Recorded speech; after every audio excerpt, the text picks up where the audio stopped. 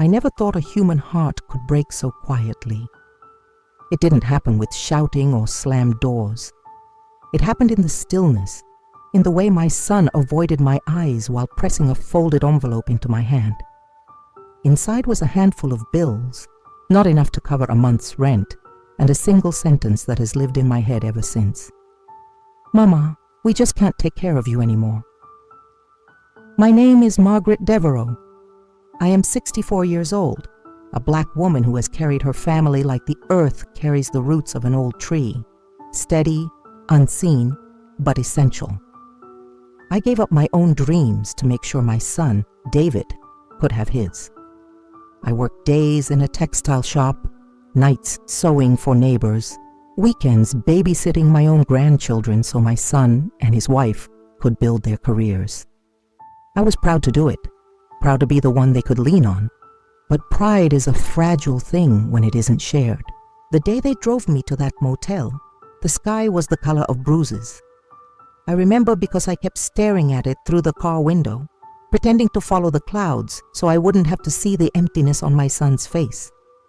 The motel sat just off the highway, a 2-story building with rust creeping along the railings. The sign buzzed faintly, as if even it was tired.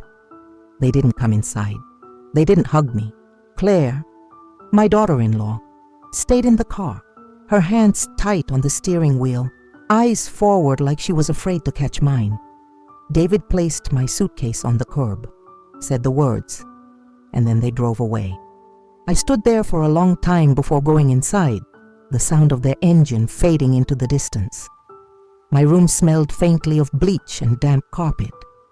There was one chair, one bed, one lamp. No photographs, no warmth. I sat on the bed, feeling the weight of every year I had given away. It wasn't just the betrayal that hurt. It was the sudden, sharp knowledge that I had been living in the shadow of their convenience, not in the light of their love. And that night, as I lay staring at the ceiling, I made a quiet promise to myself. I didn't know how or when, but I would not end my life in a room like that. They had closed their door to me. One day, I would learn to close mine. Before I was just Mama, before my name was said only when someone needed something, I was Margaret Devereaux, a woman with her own life, her own rhythm, her own way of walking into a room and making it brighter. I grew up in the Central District of Seattle in the 1970s, when the streets smelled of fried catfish on Saturday nights, and you could hear gospel music spilling out of church windows on Sunday mornings. My mother, Lillian, was a housekeeper who carried herself like a queen, even in her uniform. My father worked the docks until his back gave out, but he never let go of his dignity. They raised me to believe that hard work was the root of everything good, and for a long time, I believed them. In my 20s, I had a little apartment with a balcony that overlooked the street.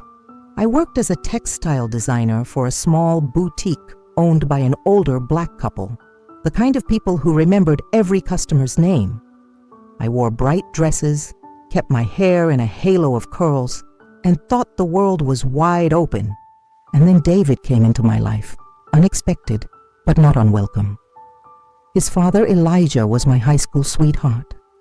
We had plans for a life together, but life had its own plans. Elijah passed in an accident before David could even walk. Suddenly, I wasn't just Margaret. I was someone's mother, someone's whole world. I put my career on pause, telling myself it was just for a year or two. I started sewing from home to pay the bills, taking in alterations and making dresses for church ladies. It wasn't glamorous, but it kept the lights on. And every night, after David fell asleep, I'd look at him and think, if I can just get him to a better life, it will all be worth it. But as the years passed, worth it became harder to measure. My friends built careers, traveled, bought homes. I stayed in the same small apartment, my walls covered in fabric samples instead of photographs of faraway places. I told myself sacrifice was love. I told myself I was building something that would last forever. What I didn't know was that forever can end quietly. In the back seat of your son's car, On the way to a motel by the highway, I met Claire on a bright spring afternoon, the kind of day when Seattle pretends it doesn't know rain. David had invited me to lunch at a little cafe near his new apartment. I remember wearing my best navy dress, the one with the pearl buttons, because he'd said, "Mama, you're going to love her." Claire was beautiful, I'll give her that. Tall, skin like polished bronze, hair straightened to a sharp, sleek bob. She had the kind of posture that made people turn their heads when she walked in. But beauty has many languages, and hers didn't speak to me. The first thing she said to me wasn't "hello" or "it's so nice to meet you." It was, "Oh, I've heard so much about you. David says you're very involved in his life."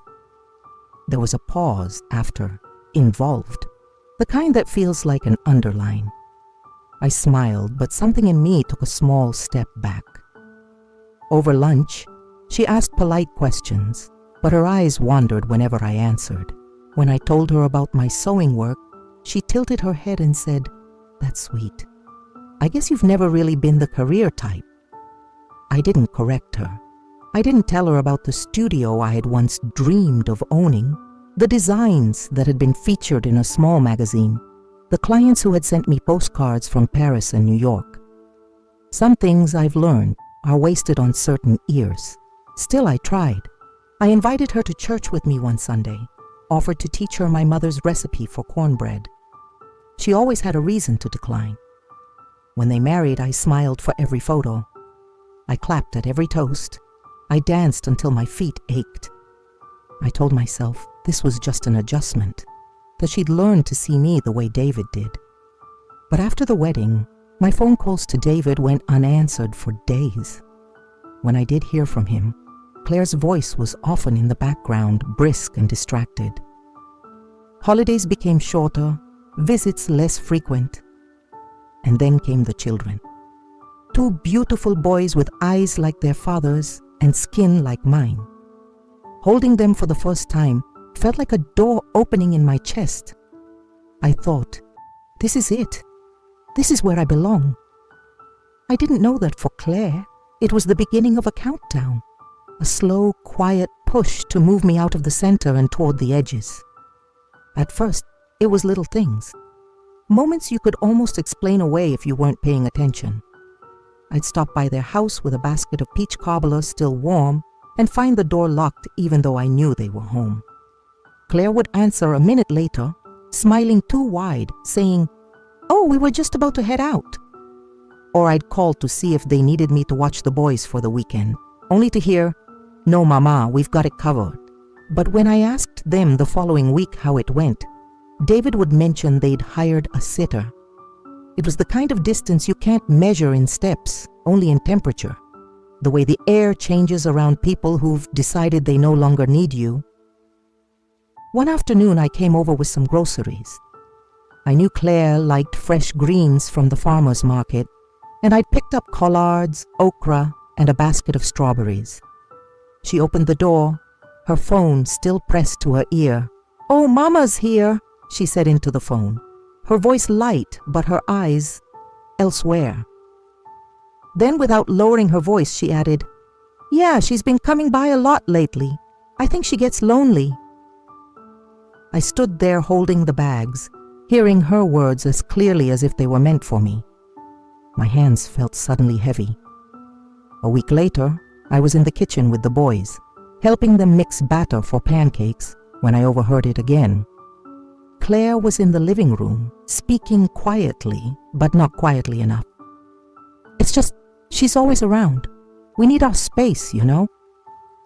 The sentence sliced through me, not because it was cruel, but because it was casual, like I was nothing more than clutter to be rearranged. That night I went home and sat at my sewing table without turning on the light. The apartment was silent except for the faint hum of the refrigerator. My hands rested on a half-finished dress I was making for Claire. A deep emerald green I thought would suit her. I didn't touch it again. I didn't plan to confront him. It started as a phone call about something ordinary, school schedules, the boys' upcoming birthdays, but the words were out of my mouth before I could catch them. David, is something wrong between us? There was a pause, the kind of pause that doesn't come from bad reception. Why would you say that, Mama? His tone was light, but too quick, defensive. Because I feel it, I said. Because I keep hearing that I'm around too much, that you and Claire need space. Is that how you feel? On the other end, I heard him breathe in, long and slow, like he was bracing himself. Mama, look, you've always been there for me. You know that. But Claire and I, we just think it might be healthier if you gave us a little more room.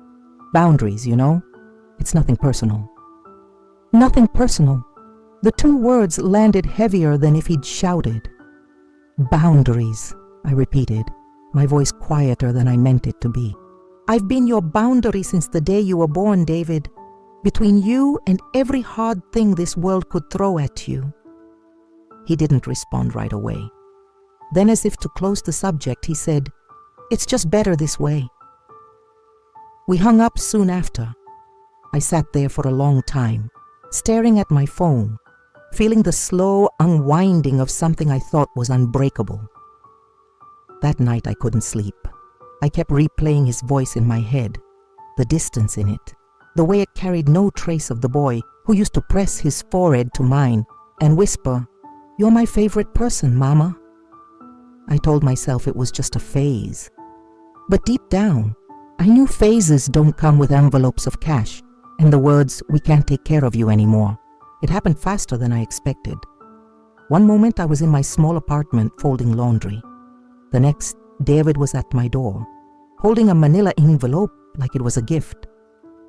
"Mama, I need to talk to you." He didn't sit down. He didn't even take off his coat. "The building's been sold," he began. "They're not renewing your lease. I talked it over with Claire, and we think it's best if you stay somewhere temporary, just for a while." "Temporary where?" I asked. My hands were still on the laundry, as if keeping them busy could keep my voice from shaking. He shifted his weight, glanced at the floor. "I found a place. It's affordable." 2 hours later, I was sitting in the passenger seat of his car, my suitcase at my feet. Claire didn't come. The air between us was thick with things unsaid. We drove past familiar streets, then past the ones I didn't recognize, until the city gave way to a strip of highway lined with fast food signs and gas stations. That's when I saw it. A 2-story motel with rust bleeding through the paint and a flickering vacancy sign. David pulled into the lot and parked near a stairwell. He popped the trunk, lifted my suitcase, and set it on the curb. "It's just for now, Mama," he said, avoiding my eyes, "until you figure things out." "Figure things out?" I repeated. "David, But before I could finish, he pressed the envelope into my hands. A few $100, that was all. He hugged me quickly, the kind of hug you give a stranger at church, and stepped back. "You'll be fine." And then he was gone. The room was small, 1 bed, 1 chair, a lamp whose shade leaned to one side. The air smelled faintly of bleach, but not enough to mask the scent of mildew. I sat on the edge of the bed and looked around, realizing there was nothing in the room that belonged to me. Not even the air felt mine. That night, I lay awake, listening to cars rushing by on the highway, each one a reminder that the world outside was still moving, while I had been quietly pushed to the side of it. The days in the motel bled together. Morning and night felt the same when your window faced nothing but a cracked parking lot. I kept my clothes in the suitcase, as if not unpacking could convince me this was temporary. Then one afternoon, someone knocked on my door.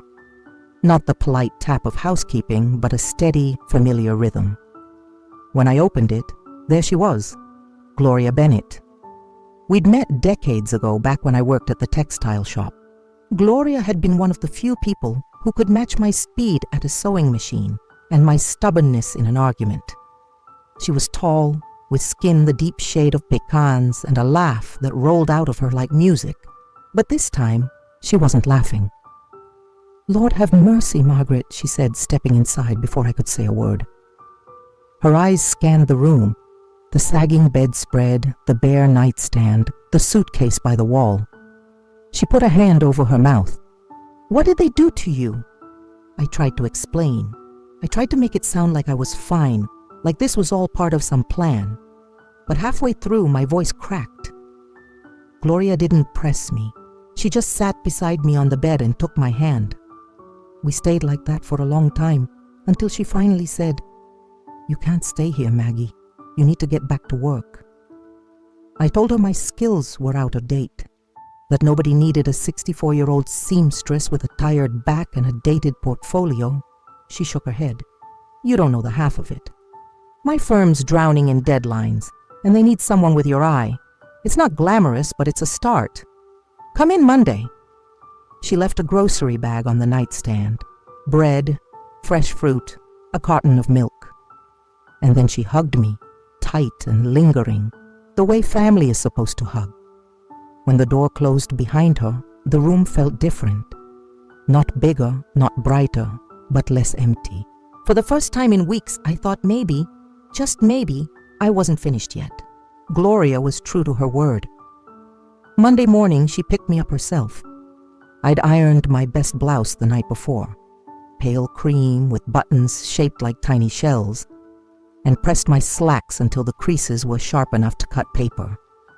My hands shook as I got dressed, not from fear, but from the unfamiliar weight of purpose. The firm was smaller than I imagined, tucked inside a renovated warehouse with high ceilings and sunlight spilling across the polished concrete floors. The air smelled faintly of coffee and fresh paper. Gloria introduced me to the team, a mix of young designers tapping away at laptops and older staff with the calm efficiency of people who'd seen deadlines come and go. I caught a few curious glances, the unspoken question of who's she? But no one was unkind. They set me up at a drafting table with rolls of fabric stacked beside it. My first task was simple: review a batch of material samples for a client's upcoming line. As I ran my fingers across the weaves, cotton, silk, linen, I felt something in me click into place. It wasn't the life I'd left behind, not exactly, but it was mine to shape again. Weeks turned into months. I rented a small studio apartment downtown, nothing fancy. One room, a tiny kitchen, a window that looked out onto the alley, but it was clean. And every night, when I locked the door, I knew it was my key turning in the lock, not someone else's permission. David still texted now and then. The messages were polite, almost formal. "Hope you're doing well, Mama." No invitations, no apologies. I stopped waiting for them, and slowly I began to see the outline of a different life, one where I was no longer defined by what I'd given away, but by what I could still build. 2 years passed, not quickly but steadily, like a river carving its own path. By then I was no longer the woman who had arrived at Gloria's office in a trembling cream blouse. I had clients who asked for me by name, co-workers who respected my eye for color and detail. My hands had grown steady again, my back stronger, my voice surer. One morning, while I was pinning swatches to a presentation board, Gloria came over holding an envelope. "This came for you," she said, grinning. Inside was a letter from a major design firm out of New York. They'd seen my work on a recent collaboration and wanted me to consult on a project, remotely at first, but with the possibility of travel. The kind of offer I had once dreamed about in my 20s, before life had told me to be practical. That night, I sat in my little apartment, the city lights winking outside my window, and let the truth settle in. I had built something for myself again. Not for David, not for Claire, for me. Around that same time, whispers began to reach me through old neighbors and distant relatives. David's investments had gone bad. The tech startup he'd poured money into had folded. The house in the suburbs was on the market. The cars sold off. I didn't seek out these updates, but they found me. Small pieces of a story I wasn't supposed to know. And though I told myself I felt nothing, a quiet part of me remembered every moment I'd been made to feel disposable. It was strange seeing our fortunes shift like that. I wasn't rich, not by a long shot, but I had stability. They had uncertainty. I had built my own ground. They were standing on sand. I didn't know it yet, but the river was bending toward a meeting point neither of us could avoid. It was raining the night he came. Not a soft, forgiving rain, but a cold, steady downpour that flattened the city into shades of gray. I'd just finished my dinner, a simple plate of rice and greens, and was washing the dishes when I heard it. 3 knocks, firm, deliberate. I dried my hands, crossed the small apartment, and opened the door. David stood there, thinner than I remembered, his shoulders hunched under a damp coat. His hair was peppered with more gray than a man his age should carry. Behind him, the hallway smelled of wet concrete and the faint tang of desperation. "Mama," he said. His voice cracked on the word.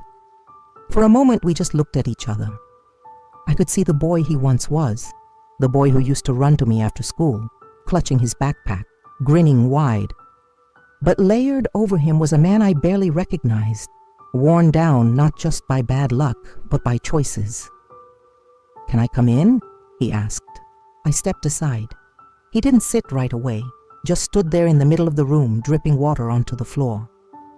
"Things aren't good," he began. "We lost the house. Claire's staying with her sister, but we can't stay there long. He hesitated, his eyes moving over my apartment, the neat stack of books on the shelf, the framed sketches on the wall, the sturdy little table by the window. "I was hoping maybe we could stay here, just for a while." The words hung in the air, heavier than the rain outside. I didn't answer. Not yet. I let the silence stretch, let it carry the weight of every night I had spent in that motel room, every meal I had eaten alone, every time I had been told I was too much or in the way. And as I looked at him, my son, my betrayal, my blood, I felt something shift inside me, not anger, not pity, something colder. I motioned for him to sit. He lowered himself into the chair slowly, like a man unsure if he was welcome. His eyes searched my face, maybe hoping to find the mother who had always said yes. I made tea, not out of habit, but because I wanted the time. The kettle hissed softly on the stove as I set 2 mugs on the table. "Mama, I know I wasn't there for you like I should have been," he said. "Things were complicated." I stirred honey into my cup. "Complicated," I repeated. "We just thought back then it was best for everyone," he went on. "But now I'm asking, just for a little time, until we can get back on our feet." I looked at him for a long moment. I thought about the motel room, the peeling wallpaper, the damp carpet, the weight of my own breath in the silence. I thought about the envelope of bills pressed into my hand like a goodbye gift.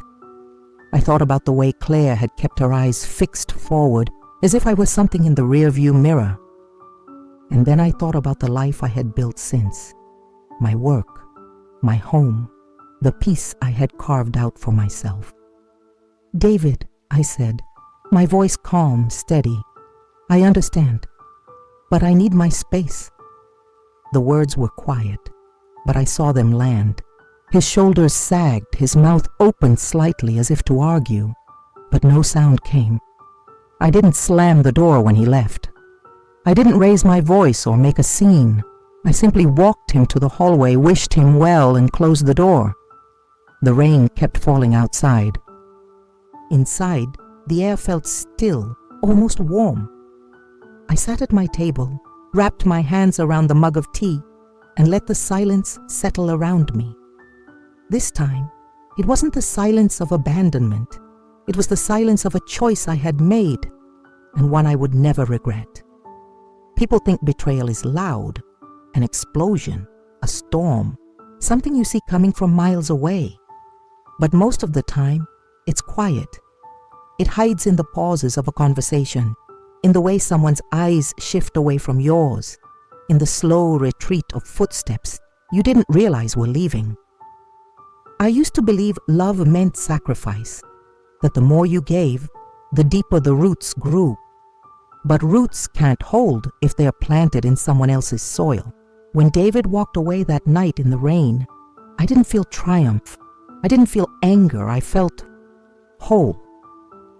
For the first time in years, my worth wasn't tied to how much I could endure for someone else. Some doors close with a bang. Others close so softly you might miss the sound if you are not listening. But either way, once they're shut, you have the right and the power to leave them that way. I am not the woman who waited by a motel window, hoping to be wanted. I am the woman who owns her peace and guards it like her life depends on it, because it does.